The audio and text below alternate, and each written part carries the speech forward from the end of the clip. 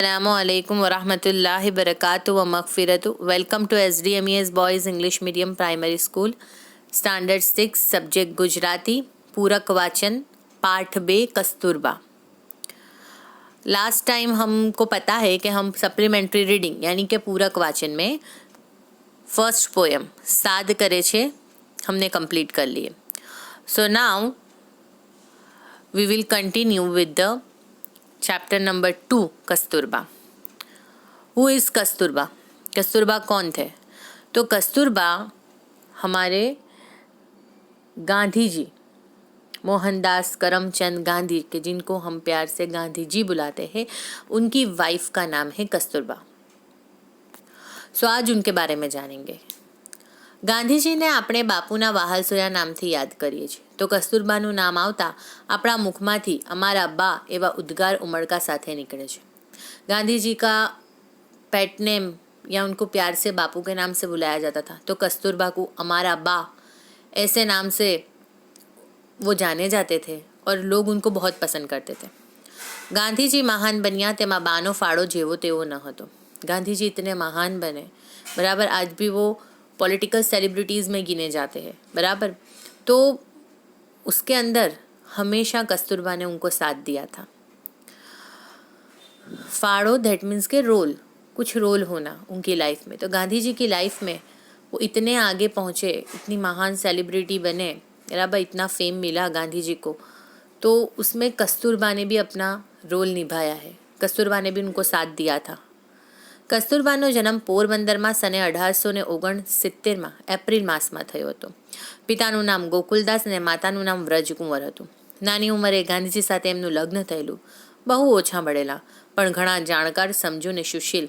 ગાંધીજીને નાની મોટી બધી વાતમાં એમને સાથ આપી બધી લડતોમાં તે હંમેશા મોખરે રહેતા। कस्तूरबा का जन्म कहाँ हुआ था? पोरबंदर में, जहाँ गांधी जी का हुआ था। उनकी डेट है 1869 अप्रैल मंथ।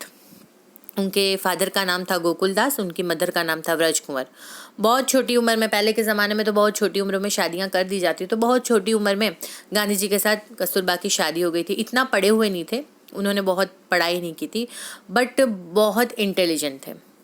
और गांधी जी ने जितनी भी मूवमेंट लड़ी, वो सब में हमेशा वो गांधी जी के साथ रहे। એની શરૂઆત થઈ આફ્રિકાથી। ગાંધીજીએ સત્યાગ્રહની લડત ઉપાડી હતી, એમાં સ્ત્રીઓને જોડાવાનું વિચાર્યું।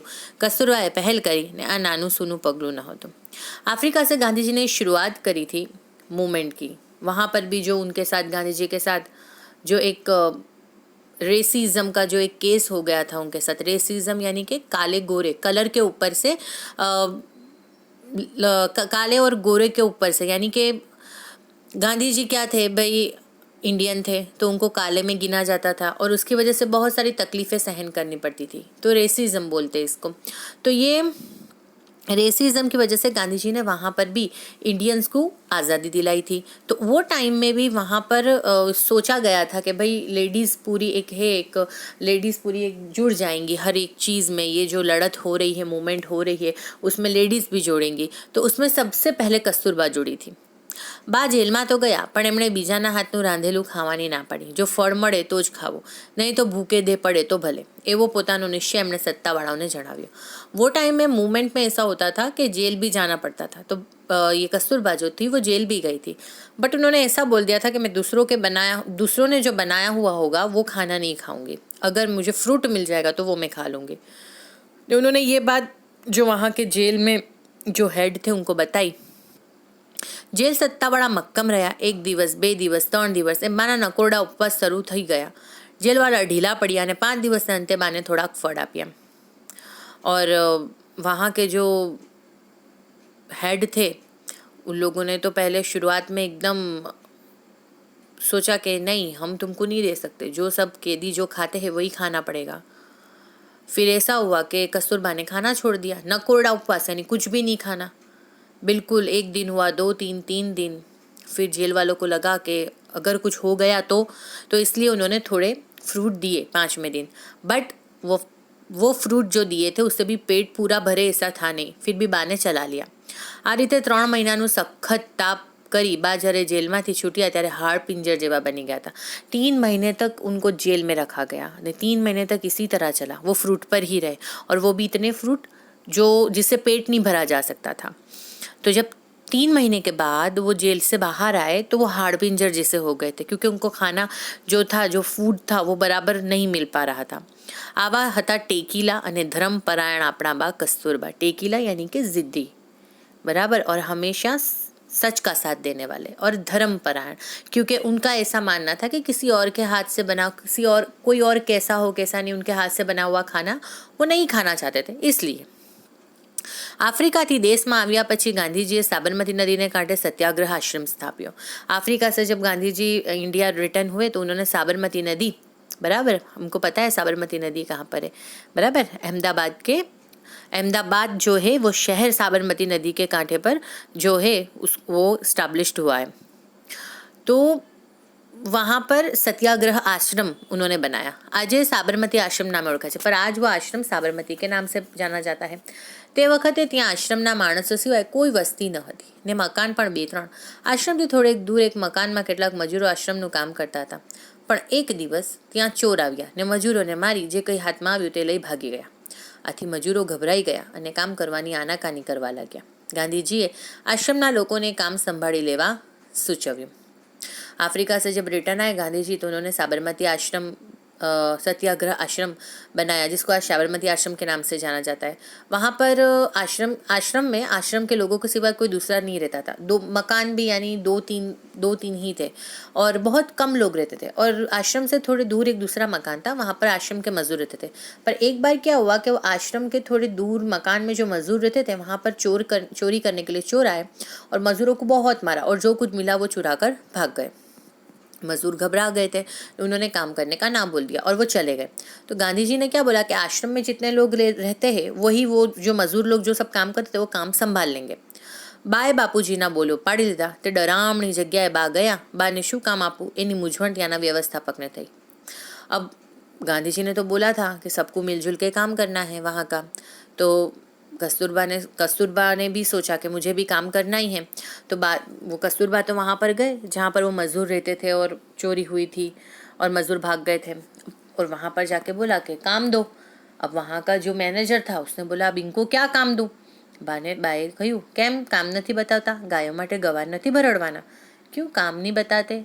ये गायों के लिए जो एक उनके खाने के लिए एक वनस्पति आती वो यानी कटवानी नहीं है, અને તેમણે ઘંટીનો કબજો લઈ લીધો। घंटी यानी कि जिसमें चारा काटा जाता है या तो अनाज पीसा जाता है, सब बहुत सारे काम होते हैं घंटी में।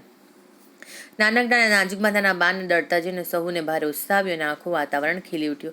बा कैसे थे नाजुक शॉर्ट थे, तो उनको सबने देखा कि सब वो क्या कर रहे हैं। वो अनाज यानी वो चक्की के अंदर वो पहले तो चक्की कैसी होती थी, वो पत्थर की 2 पार्ट होती थी और बीच में सुराख होता था, उसके अंदर ये डाला जाता था, अनाज डाला जाता था, और वो एक पार्ट को जोर से घुमाया जाता था, फिराया जाता था, ताकि दूसरे पार्ट के अंदर होकर वो जो अनाज डाला जाता था वो पीसा जाता था।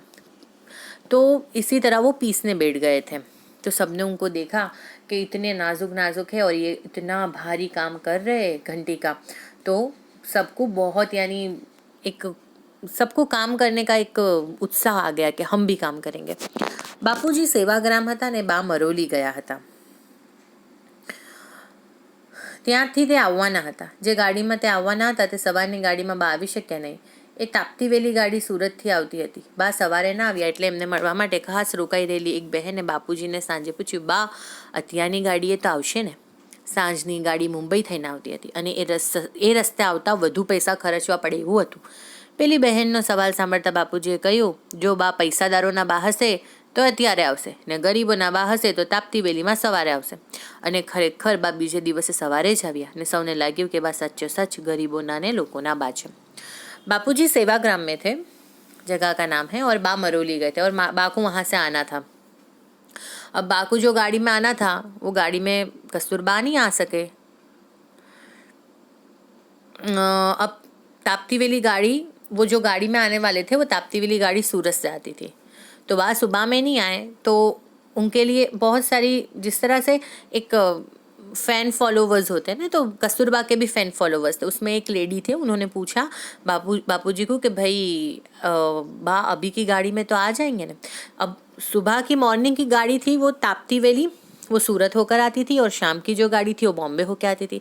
और बॉम्बे से आने वाली जो गाड़ी थी वो बहुत यानी थोड़ी कोस्टली थी, उसमें जो ट्रैवल करना कोस्टली था। तो गांधी जी ने क्या बोला, वो जो लेडी थे उनको, कि भाई अगर बा पैसों वालों के बा होंगे, यानी कि पैसे वालों के बा होंगे, तो वो अभी आ जाएंगे शाम को, बॉम्बे से जो आने वाली गाड़ी है उसमें। पर अगर गरीबों के होंगे तो ताप्ती वैली जो गाड़ी है, जो सस्ती है, जो सूरत से आती है, सस्ती है, वो गाड़ी में आएंगे। यानी कहने का मतलब ये था कि अगर उनका फैन फॉलोवर्स ऐसा है, अगर या बा फेम के लिए ये सब कर रहे हैं, तो पैसे वालों का फैन फॉलोवर्स होगा। तो अगर ऐसा हुआ तो वो पैसे वालों के बा होंगे, तो वो आ जाएंगे, जो शाम को गाड़ी आती है तो वो बराबर। पर अगर सच्ची में उनको ऐसा होगा कि नहीं, अगर गरीबों के बा है तो वो शाम को आएंगे, सुबह आएंगे। और ऐसा ही हुआ, बा दूसरे दिन सुबह में आए। तो ये सबको देखकर यूँ हुआ कि नहीं, बा कैसे है, गरीबों के बा है, उनको गरीब जो है उनकी हमदर्दी है। આવા આપણા બાપુજીના જીવન સાથી હતા, એની લાઈફ પાર્ટનર છે. તેમનામાં ખુશ શક્તિ ને શ્રદ્ધા હતા. 1942ની હિંદ છોડોની લડતમાં બાપુજી સાથે પૂનાના आगा खान महल में તે कैदी बनीने गया. 1942 में हिंद छोड़ो की लड़त हुई थी, तो बापूजी के साथ वो भी थे, और जब कैदी बनाए गए थे, और पूना के अंदर आगा खान का महल है, वहाँ पर कैदी बना के ले जाया गया था. ત્યાં જ 22મી ફેબ્રુઆરી 1944ના રોજ એમનો દેહ પડ્યો यानी कि गुजर गए, बराबर. और उस दिन 22 फरवरी 1944, तभी वो जब कैदी बने हुए थे पूना में आगा खान के महल में, तभी वो वहाँ पर गुजर गए, उनकी डेथ हो गई. આજે સ્થળ ભારતનું એક પવિત્ર તીર્થ બન્યું છે, और लोग उसे आज भी एक अच्छी जगह के नाम से जानते हैं. ओके, साध करे छे और ये चैप्टर, ये दोनों का वर्कबुक एक्सरसाइज मैं भेजने वाली हूँ, लिख लेना. ओके, अल्लाह हाफिज़.